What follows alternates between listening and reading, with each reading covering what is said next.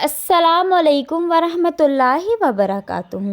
پہلی سحری میں افراتفری کے عالم میں دادا جان نے دروازہ پیٹتے ہوئے بڑی محبت سے صلواتیں سناتے ہوئے اٹھایا۔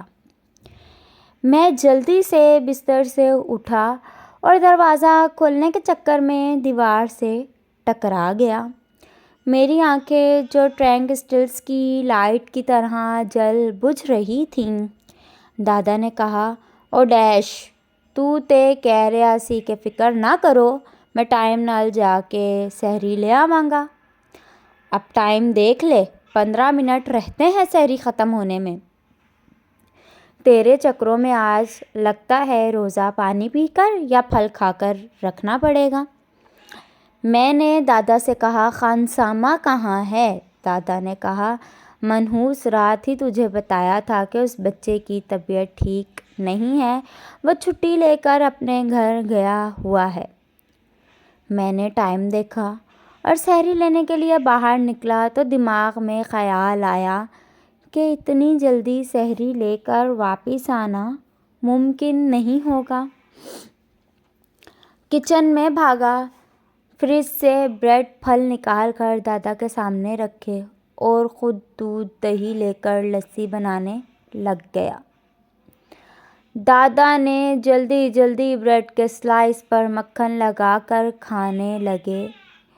میں اتنے میں کسی سے بھرے 2 جگ اٹھا کر دادا کے پاس پہنچا، ایک سلائس کو منہ میں ٹھونسا اور جگ کو منہ لگا کر لسی پینے لگا۔ دادا نے دوسرے جگ سے ایک گلاس لسی کا پیا اور جگ میری طرف بڑھا دیا۔ میں نے دوسرے جگ کو منہ لگایا اور سانس لیتے ہوئے دادا سے کہا، اب آپ کو گھر میں عورت کی کمی محسوس تو ہوتی ہوگی نا؟ دادا جان نے کچھ دیر سوچنے کے بعد منہ سے بولنے کے بجائے اثبات میں سر کو ہلایا۔ میں نے بات کو آگے بڑھاتے ہوئے کہا، دادا جان، اگر آج میری شادی ہوئی ہوتی تو آپ کو گرم گرم پراٹھے بنا کر ہم کو سحری کرواتی۔ یہ سننا تھا کہ دادا پتہ نہیں کیوں اچانک بھڑک گئے۔ جیسے ہی سحری کے ختم ہونے کا سائرن بجا، دادا جان نے اپنی پشاوری چپل اتاری اور ڈز ڈز یہ کہتے ہوئے برسانی شروع کر دی، منحوس ہر بات میں اپنی شادی کا ذکر لے آتا ہے، یہ جانتے ہوئے بھی کہ تجھے کم از کم کسی عزت دار شخص نے اپنی بیٹی ہی نہیں دینی۔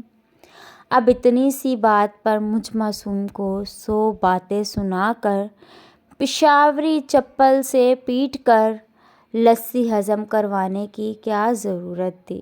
فرینڈز، اسٹوری اچھی لگے تو چینل کو سبسکرائب کریں، بیل آئیکن کو پریس کریں۔ ملتے ہیں نیکسٹ ویڈیو میں۔ اللہ حافظ۔